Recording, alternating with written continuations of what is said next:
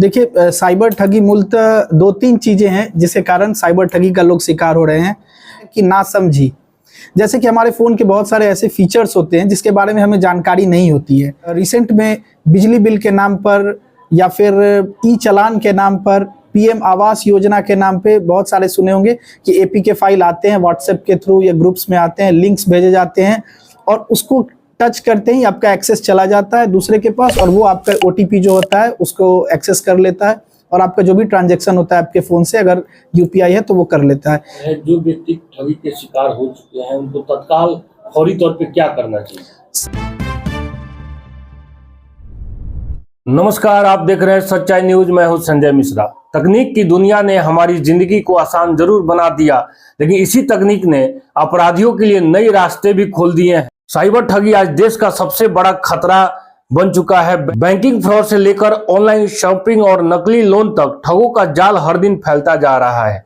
Cyber ठग अब सिर्फ शहरों तक सीमित नहीं है, गांव और कस्बों तक उनकी पहुंच बन चुकी है। कभी केवाईसी अपडेट के नाम पर तो कभी लॉटरी या गिफ्ट का लालच देकर वे लोगों से ओटीपी और अकाउंट डिटेल्स ले लेते हैं। परिणाम यह होता है कि लोगों की सालों की मेहनत की कमाई कुछ ही सेकंड में साफ हो जाती है। सरकारी आंकड़े बताते हैं कि पिछले एक साल में साइबर क्राइम के मामलों में कई गुना इजाफा हुआ है। पुलिस और साइबर से लगातार चेतावनी दे रहे हैं कि किसी भी अनजान कॉल, लिंक या ईमेल पर भरोसा न रखें। कोई भी बैंक अपने कस्टमर से ओटीपी या पासवर्ड नहीं मांगता है, लेकिन फिर भी लोग ठगी का शिकार हो रहे हैं। हाल ही में मोतिहारी साइबर थाना को बिहार का सबसे सर्वश्रेष्ठ थाना घोषित किया गया है और बिहार पुलिस के डीजीपी ने साइबर थाना मोतिहारी के डीएसपी अभिनव पराशर को पुरस्कृत भी किया है। अभिनव पराशर से हमने इस मुद्दे पे बात की। देखिए हमारी ये बातचीत। बहुत स्वागत है आपका हमारे चैनल पे। जी धन्यवाद। तो साइबर जो ठगी का शिकार लोग हो रहे हैं, साइबर क्राइम का मामला लगातार बढ़ते जा रहा है। ऐसे में सर इसको रोकने का क्या उपाय है और आम पब्लिक से आप क्या रिक्वेस्ट करेंगे, उनको क्या मैसेज देंगे ताकि लोग साइबर ठगी से बच सकें? देखिए, साइबर ठगी मूलतः दो तीन चीजें हैं जिसके कारण साइबर ठगी का लोग शिकार हो रहे हैं।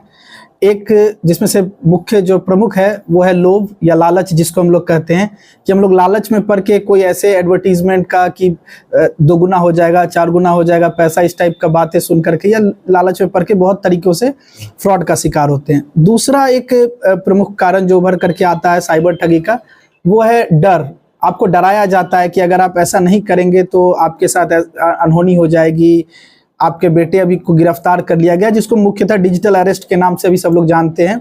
इस टाइप के दो प्रमुख ये कारण है। एक तीसरा चीज है जो अभी आम जनमानस में बहुत ज़्यादा ये पाया जा रहा है, वो है कि नासमझी। जैसे कि हमारे फ़ोन के बहुत सारे ऐसे फीचर्स होते हैं जिसके बारे में हमें जानकारी नहीं होती है। हम उसके सेटिंग्स को, फ़ोन के सेटिंग्स को इस तरीके से रखते हैं कि कोई एपीके फाइल हो या कोई पीडीएफ फाइल हो जिसके पीछे इंटीग्रेटेड लिंक रहता है, जिसके द्वारा हमारे सारे डेटा को एक्सेस किया जा सकता है, हमारे फ़ोन को एक्सेस किया जा सकता है और हम लोग उसको ऑटो डाउनलोड मोड में रख देते हैं।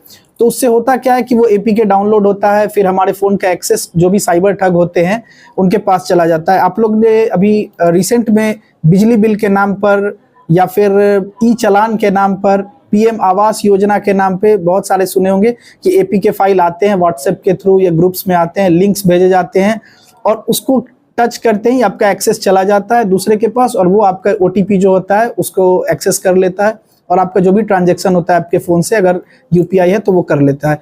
तो इस प्रकार दो तीन मुख्य ये कारण है जिसके कारण साइबर ठगी अभी इतना विकराल रूप ले रही है। अभी कुछ हाल फिलहाल घटनाएं सुनने को मिल रही है कि खाता किसी और का है, बैंक में अकाउंट नंबर किसी और का है और मोबाइल नंबर किसी और का है।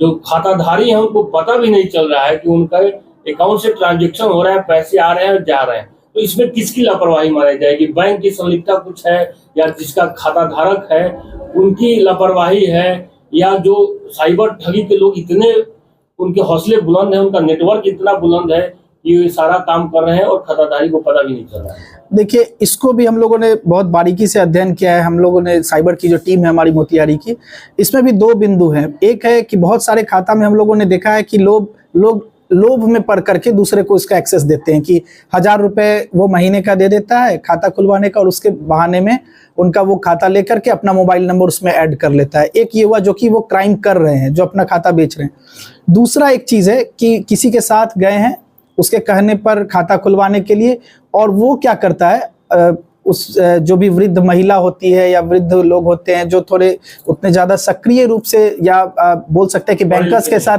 डायरेक्ट उतना ज़्यादा तरीके से बेहतर तरीके से इंटरेक्ट नहीं कर पाते हैं, तो उनको वो बहला फुसला करके उनके अकाउंट्स में अपना नंबर ऐड करवा लेते हैं, फिर यूपीआई बना लेते हैं और उसके माध्यम से वो ठगी करते हैं। तो ऐसे भी बहुत सारी शिकायतें हमारे साइबर थाना को प्राप्त होती हैं और उस पर जो भी कार्रवाई है करते हैं। जो पहला वाला जो इस टाइप के जो व्यक्ति हैं जो सीधे साधे हैं, जिनको ठग करके अकाउंट का एक्सेस लिया जाता है, इसी को बैंकिंग की भाषा में या साइबर क्राइम में हम लोग म्यूल अकाउंट्स कहते हैं, कि वो अकाउंट धारक को पता भी नहीं होता है कि उसके अकाउंट्स का इस्तेमाल किस किस पर्पज से किया जा रहा है। आम पब्लिक को सजग रहने के लिए, जागरूक करने के लिए साइबर थाना और बिहार पुलिस क्या कर रही है? क्या कोई योजना आप लोग चला रहे हैं ताकि आम जनता भी जागरूक हो सके, साइबर ठगी से बच सके? देखिए, साइबर थाना का जो सृजन है ये 2023 में जून महीने के आसपास में हुआ था। लगभग 2 वर्ष अभी हुए हैं, और 2 वर्षों में ये तो नहीं कहा जा सकता कि एकदम से हम रफ्तार पकड़ लिए, बट जैसे जैसे सरकार की नई पॉलिसीज आ रही है, हमारे जो साइबर एक नया वर्टिकल मुख्यालय के स्तर से बन रहा है, एडीजी रैंक के ऑफिसर्स हम लोग को लीड कर रहे हैं, अभी तक ईओयू नोडल है। तो जैसा जैसा मार्गदर्शन मिलता है हम लोग को ऊपर से पुलिस अधीक्षक महोदय के स्तर से, पुलिस उप महानिरीक्षक महोदय के स्तर से या फिर हेडक्वार्टर स्तर से, तो हम लोग सक्रिय रूप से जागरूकता अभियान हो या फिर अन्य जो भी हमारा प्रयास है वो हम करते हैं।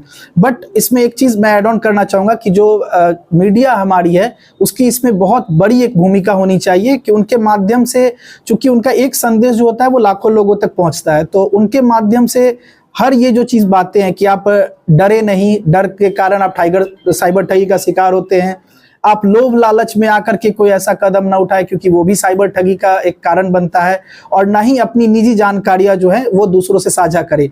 तो मीडिया का अगर समन्वय पुलिस के साथ ये रहा और हम लोग मिल करके अगर इस चीज़ को प्रचार प्रसार करेंगे तो बहुत हद तक जो अवेयरनेस का जो मुद्दा है उस पर हम लोग काम कर सकते हैं। हाल फिलहाल मोतिहारी में एक बॉस गैंग का उद्भेदन आप लोगों ने किया है, कई अपराधियों को पकड़ा भी है। एक गैंग किस प्रकार काम कर रहा था, कैसे लोगों को ठग रहा था? देखिए, बॉस गैंग जो है वो आप लोग सब लोग जानते हैं, उनके गाड़ी का नंबर हो या मोबाइल का नंबर, बहुत सारे लोग जो गिरोह के सदस्य हैं उनका 80-55 जिसको वो लोग डिजिटली बॉस लिख करके चलते थे। हथियार बरामद हुई थी, मोबाइल बरामद हुए थे, कैश, बहुत सारी चीज़ें उसमें बरामद हुई थी। ये जून की घटना है। मुख्यतः ये लोग क्या करते थे कि क्रिप्टो करेंसी जो होता है, जो भी यूएसडीटी होता है, उसको खरीदने का जो तरीका है वो आप अकाउंट से खरीद सकते हैं। ये लोग क्या करते थे, जो साइबर फ्रॉड का जो पैसा होता था उसको चैनलाइज करते थे यूएसडीटी को खरीदने के लिए। साइबर फ्रॉड का पैसा आया, उसको बैंक से विड्रॉ किए, जो यूएसडीटी बेचते हैं उनके पास कैश डिपॉजिट करके यूएसडीटी लेते थे ये लोग, और फिर उसको वाइट मनी करके, जो इसमें बहुत सारी संलिप्तता, हवाला टाइप की भी संलिप्तता बाद में आई है, तो उस तरीके से पैसे को ये लोग रोटेट करते थे। और इसके अतिरिक्त हथियार बरामद हुए, उस बिंदु पर भी अभी तक जांच चल रही है कि इतने सारे हथियार आखिर 19-20 साल के जो युवा है इनकी क्यों आवश्यकता पड़ी किए रखेंगे।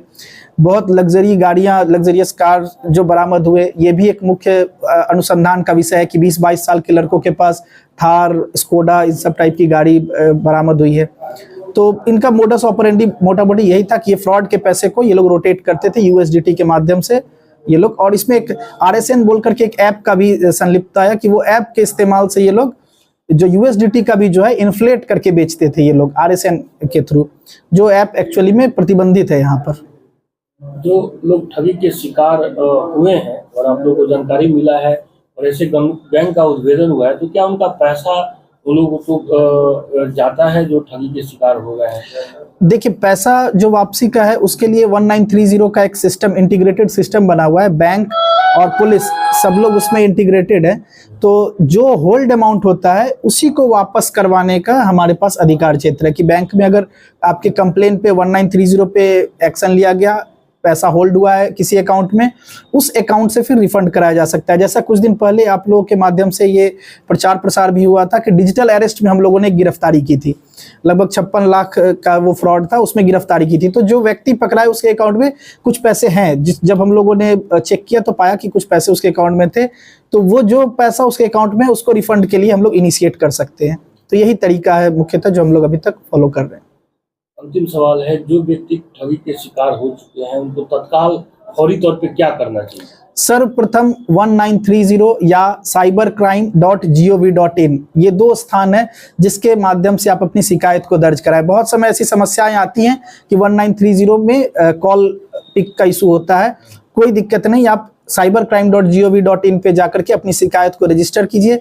जितनी जल्दी आप शिकायत रजिस्टर करेंगे उतना ज़्यादा आपका पैसा सुरक्षित होने के चांसेस बढ़ते हैं और उतनी ही पुलिस को भी सहूलियत होती है इसके अनुसंधान में और पैसा वापसी कराने में।